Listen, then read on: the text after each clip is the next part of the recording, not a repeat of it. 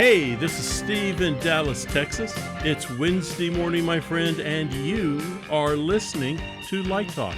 And this is Ellen, hard at work on the tropical island of St. Bart's, and you are listening to Light Talk.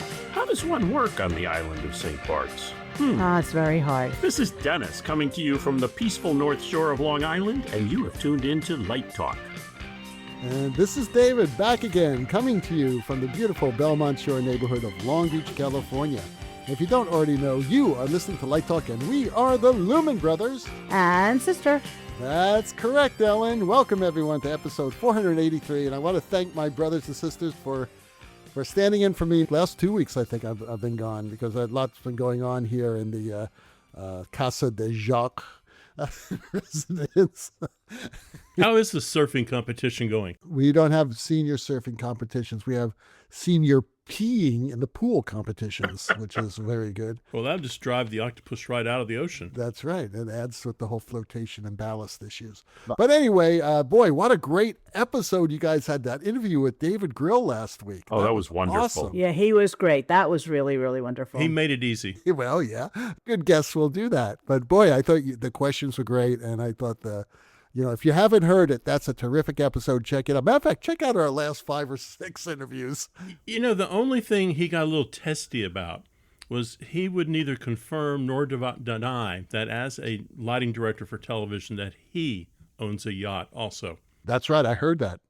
He would not go there. He also, if you noticed, really got very testy about the political questions and wouldn't answer all the political things, considering he's done about a half a dozen presidential conventions.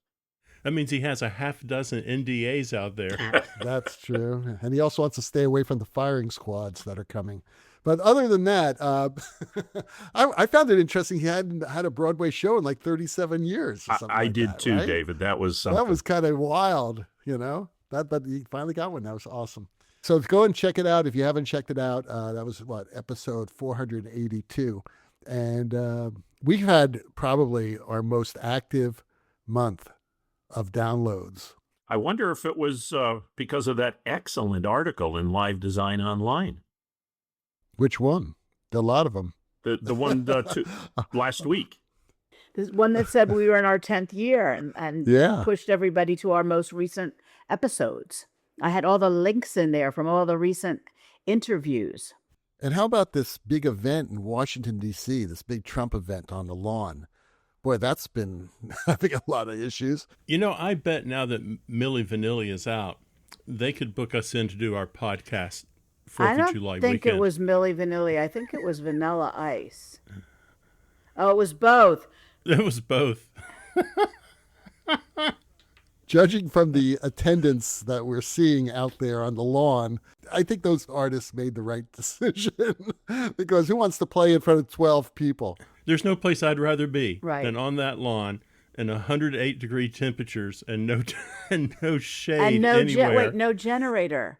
The generator died, and the Ferris wheel stopped working, and the ice cream melted. I think pieces of the stage are falling off. What is this for, by the way? I'm missing what this is. This is the Great American Fair in Washington. Oh, this weekend? Yeah, that no one's gone Well, to. it started the other day, and it was closed down because there's nobody, literally nobody there. Well, you can't bring your cooler, so you have to buy the $5 water. And there is no shade anywhere. The ice cream melted. The Ferris wheel stopped working. The generator died. No, it's pathetic. Not good production values. There are literally like 12 people there watching.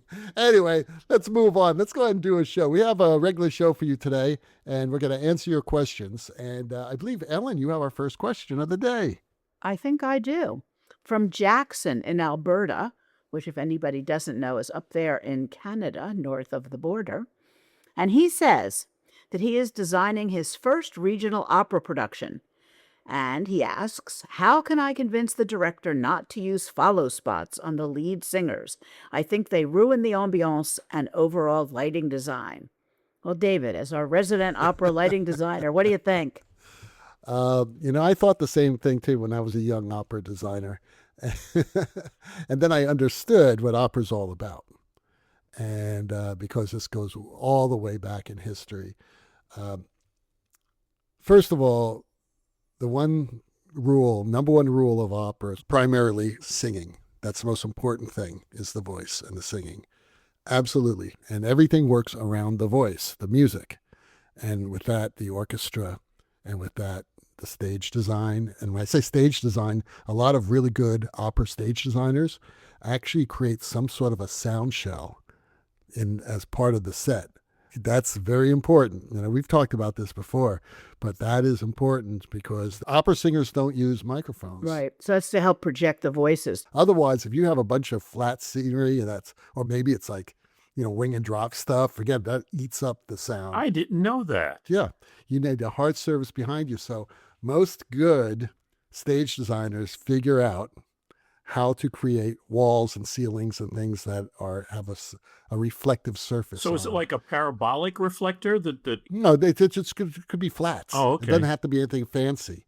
Okay, it could be like a wall, a hard wall. But if you look at some of the shows that I've designed, if you could see a lot of the sets, you understand what I'm talking about. Wow. Because they're just like giant pieces of hard scenery behind people, so that you can hear it. But so that's the first thing. The second thing is that a lot of general directors of opera companies, they're paying a lot of money to these singers, a lot of money. And they sell tickets that are very expensive.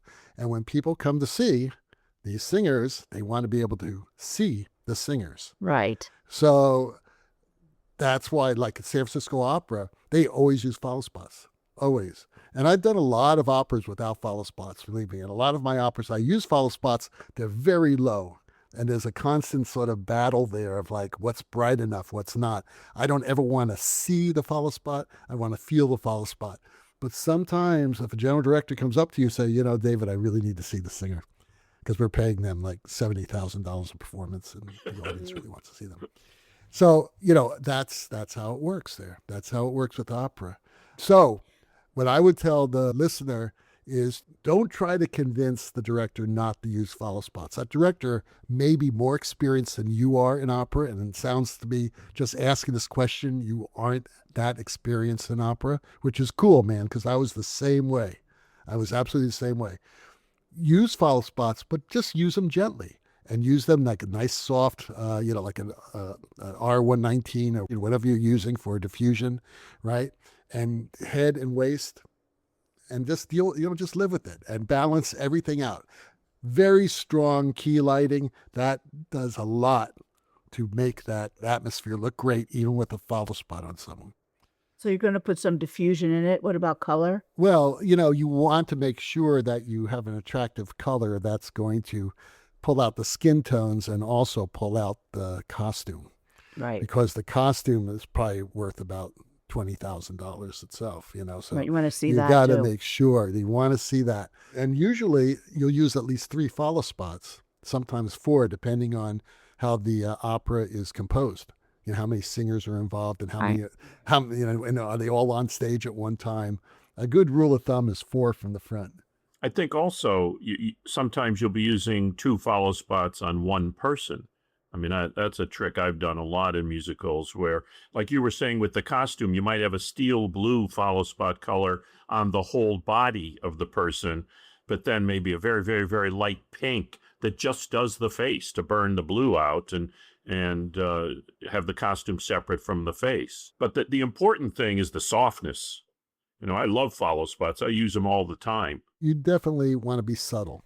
And then when the director or someone comes up to you, usually it's the director, usually the general director will tell the director, I really need to see the singers more. Then the director will say, hey, so-and-so wants it. Then you just pull them up. You just pull them up in intensity. It's okay. Yeah, we work for each other here. You know what I mean?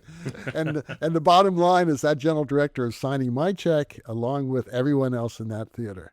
So, that's the way it works in opera. And it's important to make sure that the star is separate and pops out from everywhere, from the scenery you could have and like everybody 300 else. people on stage. You want to be able to see that person, right? You absolutely, focus is important. As you said, it's the voice.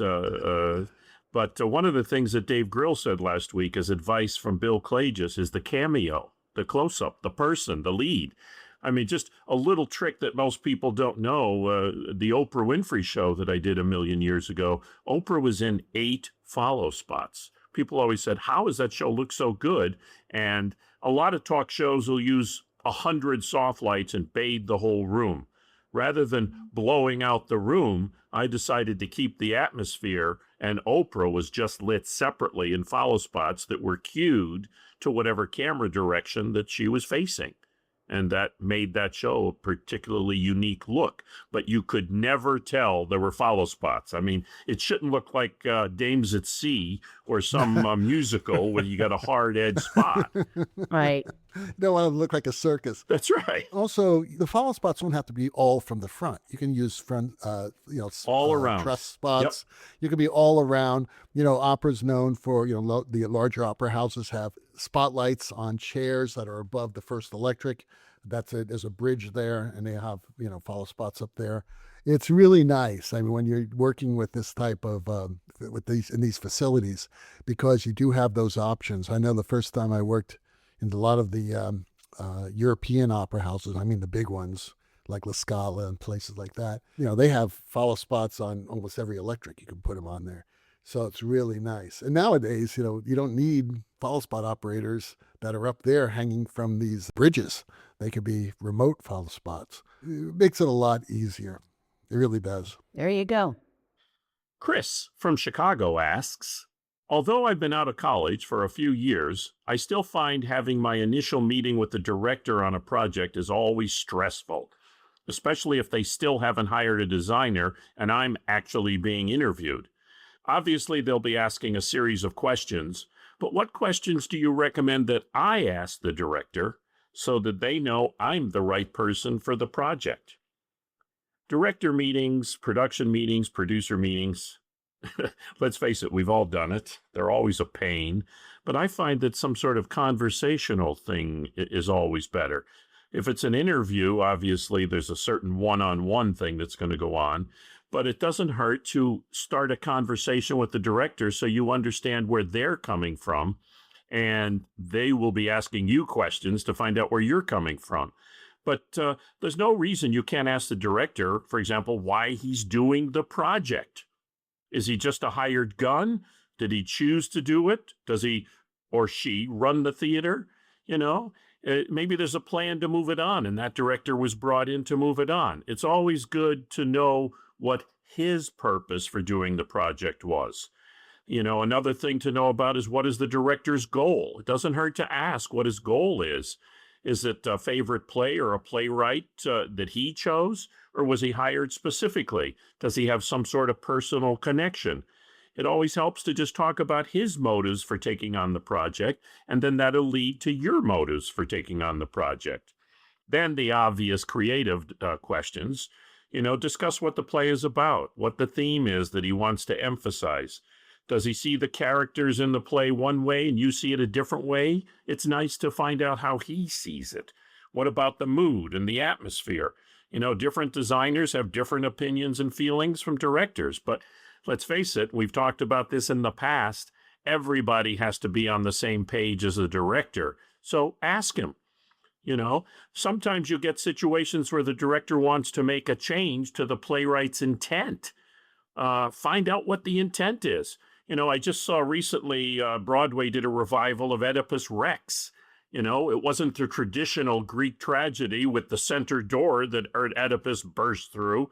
It was designed in a political waiting room after a presidential convention in modern times, with Jeremy Strong playing the president. So sometimes directors have different intents with the piece. Find out what the intent is. Then a director will also want to emphasize different moments. Ask them, come right out and say, hey, what are the pivotal moments that you think lighting wants to emphasize? And then, you can help set the pace, because let's face it, a drama is going to have a different pace than a comedy, and the pace can be increased or decreased with the lighting. And then, obviously, special effects. Does the lighting need to have any special effects? Are there scene changes? Any atmospheric moment that requires special lighting? These are all great things to talk about with the director. One of the main things in television land that I usually deal with, because usually directors are also controlling the budget, which isn't always the case in theater, but budget. How much money? Come right out. Don't be afraid to ask about what the parameters are in terms of budget and schedule. And if you don't know the theater space, talk about the theater space and what the parameters are there and any existing equipment inventory. It's always helpful to express your own ideas and thoughts. That way the conversation can begin in the creative process, and the director will know that you want to be part of a collaborative process. I'm sure there's other things. Steve, anything I missed, you think? Well, I think if you go back to the question, it seems to me the heart of the question is, I'm interviewing for a job, and I'm always stressed when I'm talking with this director or any director.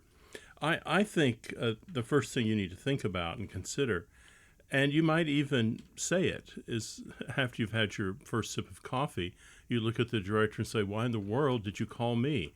What can I do to help you with this? How? And they'll tell you. I mean, they'll reference something they like about your work they've heard about how your bedside manner is during the design process, but they have a reason they want to hire you. And then you can build off that, because all of a sudden you realize the strength that you have that they are looking for. And that can lead you to a nice little question of, how can I help you tell the story? What is the story we're trying to tell, and how can lighting help it? And then I think you're off to the races. It's just, don't overthink it too much. Should you also ask who the other designers are? Like, what's the rest of the creative team, and when are we getting together? And I mean, the reality is they usually hire the set designer months before they hire the lighting designer. But yes, that's legitimate. You said, after you're off chatting there, that is a question. Who is the team you're planning on putting together? Yeah. Very often, the scene designer usually recommends a lighting designer, and a meeting like that preliminarily is basically the director trying to, meet and understand a designer he's never worked with who's recommended by somebody else. I always think these things are conversational, frankly. Everything that Dennis said and Steve, I totally agree with. It's important to remember that when you go to these meetings, it should be a conversation, as Dennis says, but you need to be prepared for it. So do your research, be prepared, find out about the project, be knowledgeable, understand the piece, do some research on how the piece has been done, or find out really, why is this piece important to do right now? This goes back to my first level undergraduate classes. Why is it important to do this piece now? Why is it important to tell this story now? Because you need to be committed to the story. Whatever it is, this piece has to mean something to you. Otherwise, you're just lighting it. You're just a machine out there lighting it. You want this to be an artistic expression that you're going to be doing. And chances are that the director, they're choosing you for a reason, because they maybe know your work, or they like what you've done, or whatever. They just want to feel you out. So if you come in with a very strong point of view about this particular story and tell that director why you are excited about telling this story, then they're going to either be completely turned on by it, because they are good directors who are looking for fellow storytellers that they can work with as a team, as a collaborative team, or they're jerk directors who just want someone to take their commands, which in that case, they should just get a damn AI light board. Okay? All right? And you don't want to work with directors like that. You don't. You don't want to, and believe me, we've all worked with directors like that. But the more successful you get in your career, the more choosy you can get about who you're going to be working with. And you're going to find yourself going from working with 70 directors in your career to about 3. That's what's going to happen eventually in your process, because you got to find the people you really connect with, people you really love working with. And then, and it's going to all go back to that first meeting. If you go in there I'm just going to see what the director has to say, You're sunk. Ask them, why do you want to tell this story? What's important to you? Because the bottom line is, it's the director's idea, but you have to really agree with it. You have to get on board because it's not an argument. And if you can't get on board with it, then don't take the gig. But believe me, it's very few gigs I turned down because I didn't agree with the director on it. I was going to ask David if he thinks he's really worked with 70 directors. Oh, I have. Yeah. Wow, that's impressive. Yeah, I actually, in my, about, I don't know, 10 years ago, I had to update my resume for some stupid tenure thing, right? And I just said, worked with directors, and I just started to list them. And it was like 68 or something like that. And that was like 10 years ago. And I've worked with several more since then. So it's crazy. Especially if you travel around, and you travel around a lot, David. So, you pile up a litany of directors over the years. I mean, it just happens. No, that I've worked with some really great directors. I'm very happy with that. I have two questions for you based on what you were just saying. Number one, at that meeting, assuming that the designer knows what the show is, should the designer bring in like light sketches or photos or some sort of visual graphics to get his ideas across? Not at that first meeting.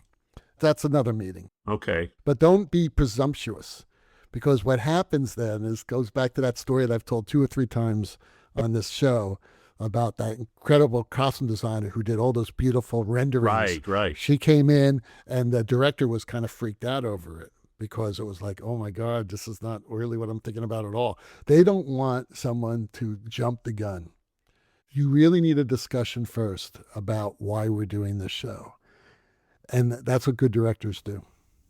I think you're better off researching the director and seeing what he or she has accomplished. Absolutely. I just worked with a person who is on, great person, don't get me wrong, who is, I don't think any of his work in dance has seen a gel on stage in 30 years. And also he's on an absolute jihad on side lighting, particularly if it's messy and it's over the legs. So you know what you're getting into, that, he would love to see a beautiful dance without side light in it, and you find a way to solve that problem so the legs aren't all lit up. Vanta black. No, very simple. Well, just paint everything in Vanta black. I think once you see what that person has been doing in their body of work too, that also tells you something about them. Not always, but quite often it gives you information. Well, that's what you say, that if you hire Robert Wilson, I mean, not anymore, but if you hired Robert Wilson, you got Robert Wilson. So why were you surprised when that's what you got?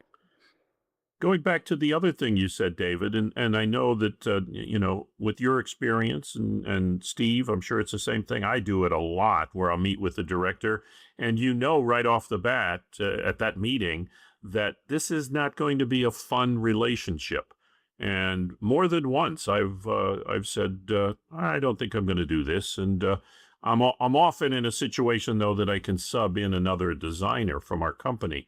But can a young designer actually take that risk and basically say, you're a pain in the ass director, I'm not going to work with you? No, and I'll tell you why. This business, as you all know, but I'm telling this to our listeners who may not know, some of them may not know yet, is about who you meet. And even though you're working with some unfortunate colleagues, you're going to meet a lot of people in those 4, 5, 6 weeks that you're in the theater. And those people, whether they be stage managers or other designers or other assistant designers or the assistant director, they're watching you. And you meet them, and they may be able to give you another lead. That's just the way it works when you're a young designer. You cannot leave any opportunity by the wayside. It's also finishing school. I mean, if you're making your first regional opera, so he didn't say civic, he didn't say university, first regional opera. So that can mean a lot of different things. We're going to assume it is a decent regional opera. So that means it's his first step to move up the ladder a little bit. And all of a sudden there's going to be a director or a set designer who's going to push back a little bit. They're going to want certain things done. They're going to ask for, I had a costume designer walk up to me once and put a pair of sunglasses over me while I was lighting a show. And she leaned down and whispered, and it said, "Isn't that better?" Oh, dear. Well, no, but she had a point. I mean, I was looking at some of the costumes, and the costumes did look better with the sunglasses on. So I can't just give sunglasses to everybody in the audience. Now, she could have walked up and said, "Hey, jerk face." But, it was just a very nice, like, look at this. See how nice they can look? So what'd you do? I thought about gel color. I thought about balancing. I got her at the tech table and said, "What do you think about this? What do you think about this? Is this acceptable?" And it was as David says, it was a lifelong relationship.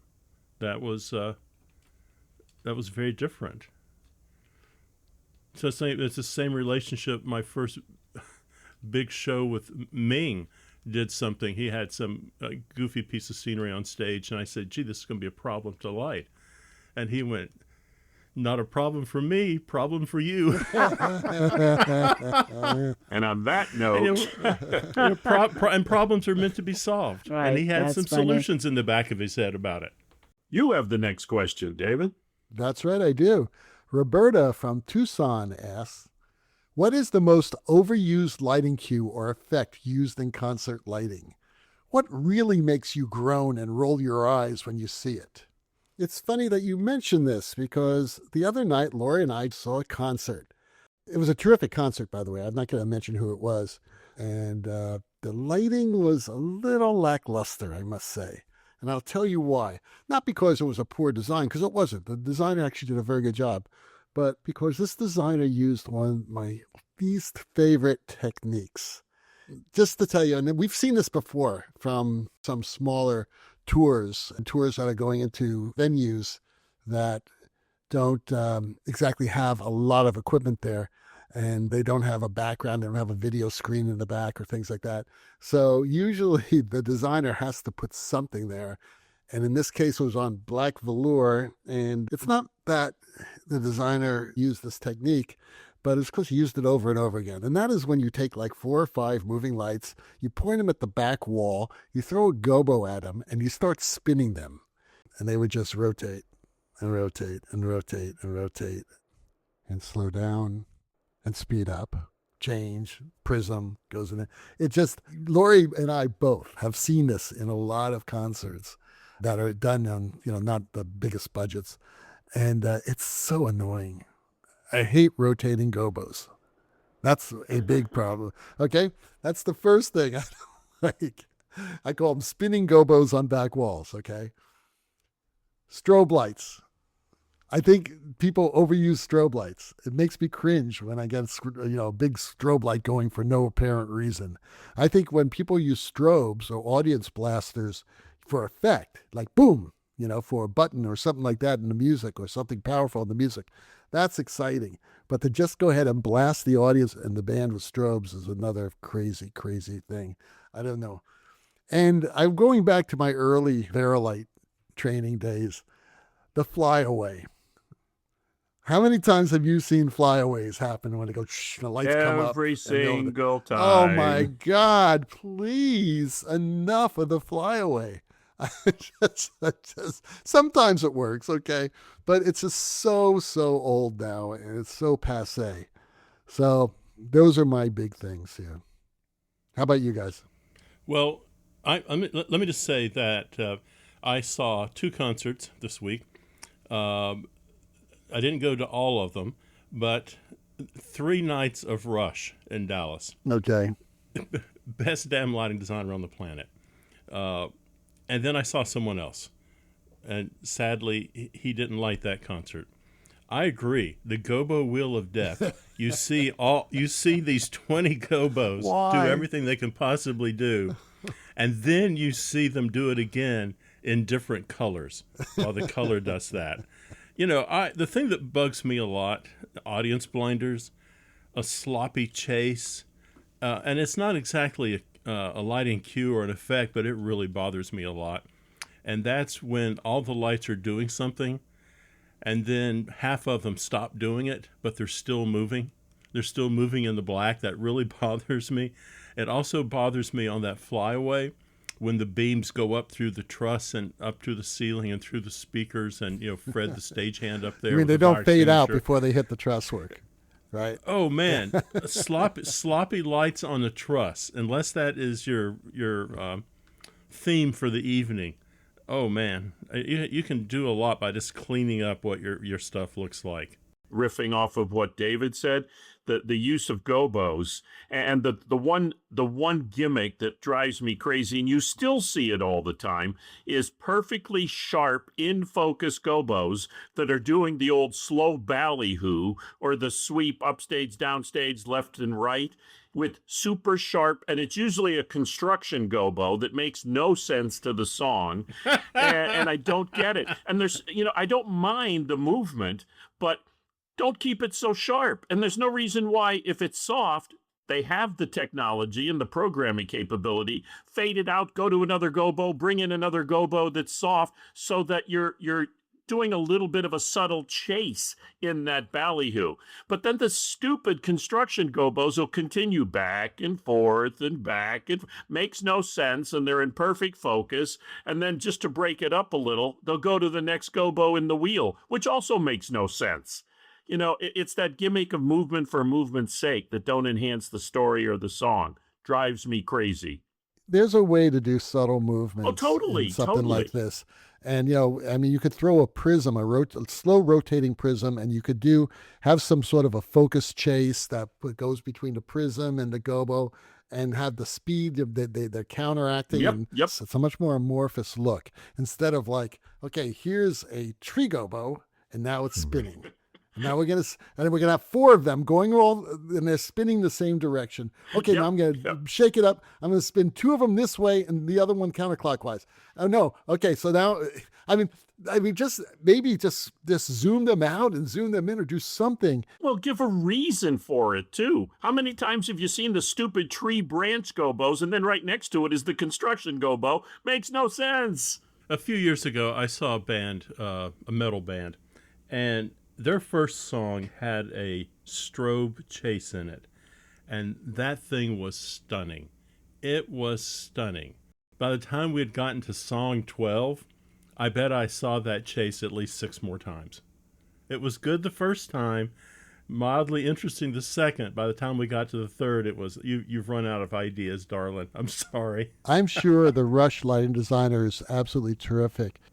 Do you want to not mention his name, Steve, for a reason? I don't know who it was. Oh, it's Howard Ungerleider, and he's brilliant. And Chris Carota's brilliant. There are a lot of great, brilliant lighting designs out there. And even young lighting designers who are just getting in, it's brilliant. Just don't become predictable. That's what I say. Well, the other thing I think is bad overuse of color at a lot of concerts. You don't need it. One time at an Eagles concert, I think the last song was Don Henley singing Desperado in one cone of white light. It was brilliant, beautiful, and there was not a dry eye in the house. So sometimes less is more. I saw Steve Cohen do a Don Henley concert with, he had a pickup truck load of lights. It was the most minimalist thing I'd ever seen in my life.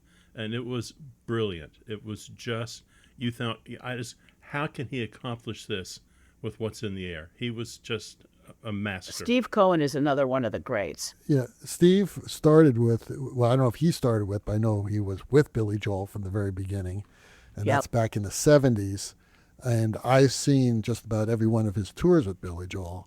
And the lighting has always been spectacular and tasteful and I'm going to say arty. I hate using that word, but artistic is the word.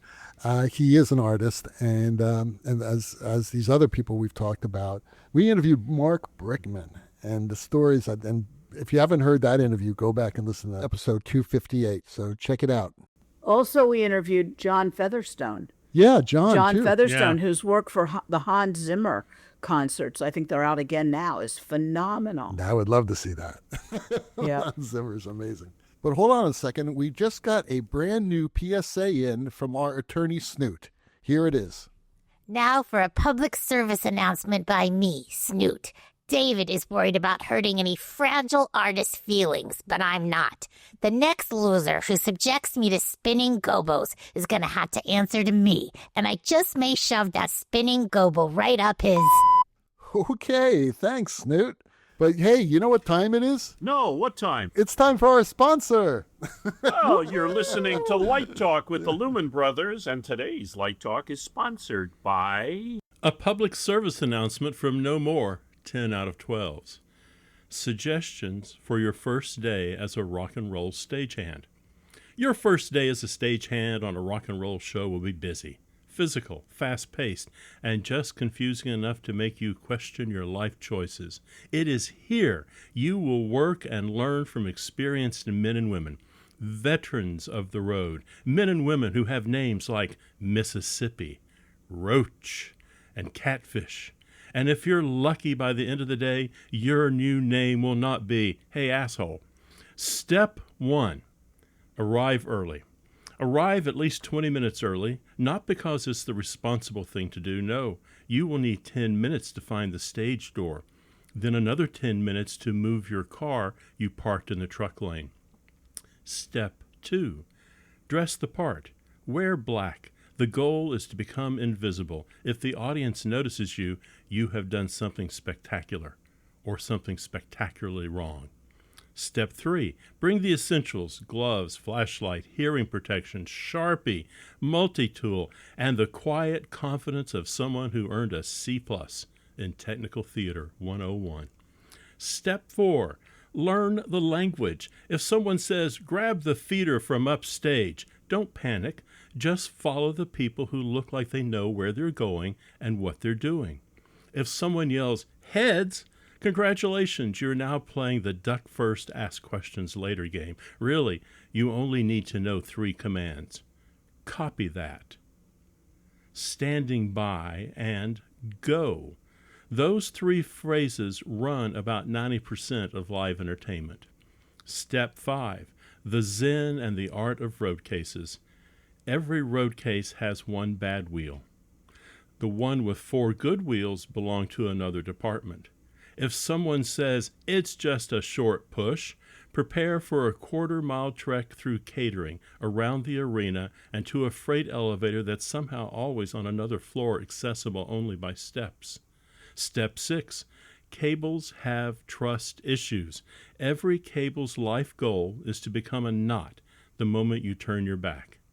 Wrap an audio cable around your elbow, and somehow the audio tech will feel a disturbance in the force. Never unplug anything unless someone tells you to, especially if that anything is blinking. Step 7, during the show, never stand in front of the pyro. Step 8, the loadout. Everything that rolled in this morning suddenly refuses to fit back into the truck. Never 360 a box. You will discover muscles you never knew existed and immediately regret meeting them. And finally, a few additional tips. Gaffer tape fixes almost everything.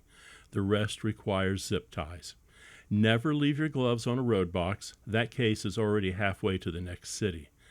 The forklift driver is your best friend. Don't give him a reason to remember your name. The person quietly sweeping the stage probably knows more than you do. Just remember, at the end of the day, you can sleep well knowing the band gets applause, lighting gets compliments, audio gets complaints, video gets blamed for everything, and stagehands, well, they get cold pizza if the universe is feeling generous. This has been a public service announcement from No More 10 out of 12s. And what a wonderful public service announcement that followed a question about rock and roll concert lighting.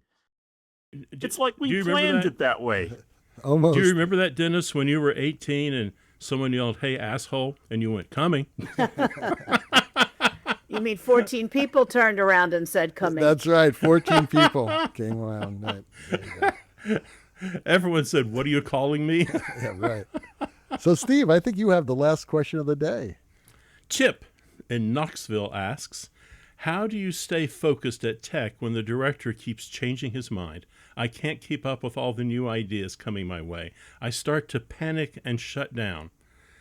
Well, welcome to the jungle. I mean, if you're a lighting designer, you are the last man or woman. You're it. You are pulling together the set designer, the costume designer's ideas. You're pulling together the last minute blocking changes, the actors who can't find their space. I mean, the reality of this is that the director is never going to walk up to the set designer and say, hey, can we move the fireplace stage left?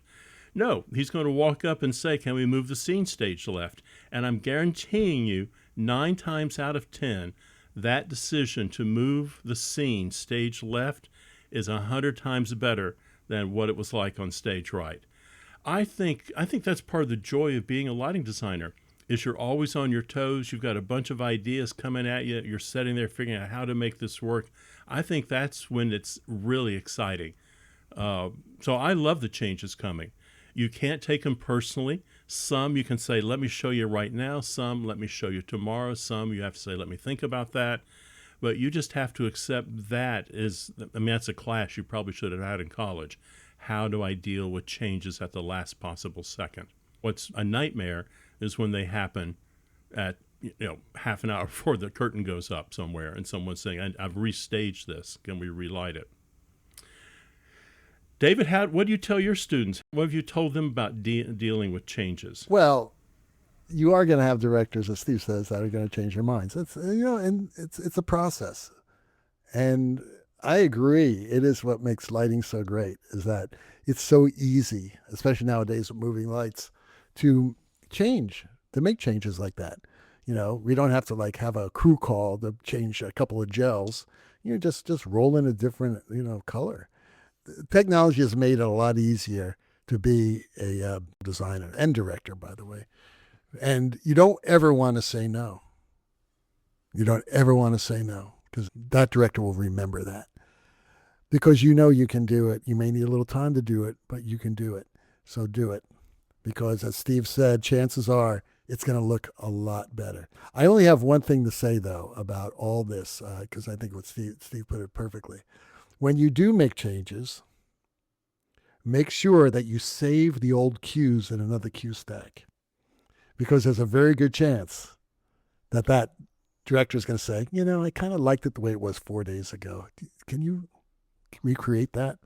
You say, yeah, I happen to have that old Q43 written as Q643, and I'll just pull it right up and we'll look at it. Oh, I wouldn't tell them that. I'll say, yeah, let me see what I can do. I just call up the cue. I don't say I have it done. I say bring up Q643. I said, okay, this is what we had 4 days ago. I had a director do that to me. And, he came up, he was very sheepish about it. He says, I think I've made a mistake. I think it was better last night. Not a problem. Not a problem. We have a thing called a show file, and we can pull all that up. With modern light boards, you could actually pull up the one cue from a backup. You know, it's crazy. I love that. Dennis, I can't believe you've been on location and done everything, and the director says, can we move it all 20 feet to the left? I've had to move it to an entirely different location after we lit it and rehearsed it. Stadium. We're moving this to a different stadium, Dennis. Oh, my God. Well, that happened a couple of years ago with the Obama presidential convention. They decided to move it to entirely different. They moved it from the convention center, Denver Convention Center, to the stadium there. And it was much more successful. But you're right. And you know what, Steve? That goes back to what we discussed 2 weeks ago about what does a lighting designer need to have to be successful. And one of the things that we talked about was that ability to pivot and be adaptable. And let's face it, that's kind of as David just said, that's one of the fun things about why we chose to do what we do. It'll certainly keep us young. Or not. Or not. When we get stuck doing something like that, I mean, the team I'm working with, they're all kind of excited by the challenge.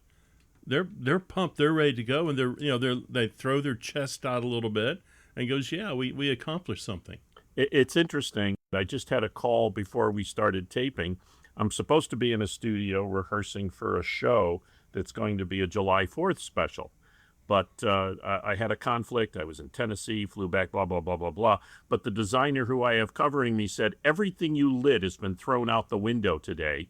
Instead of multiple positions and a huge video volume, they decide that they want to have the anchor person who's surrounded by video of different things that are enhancing the 250th celebrations.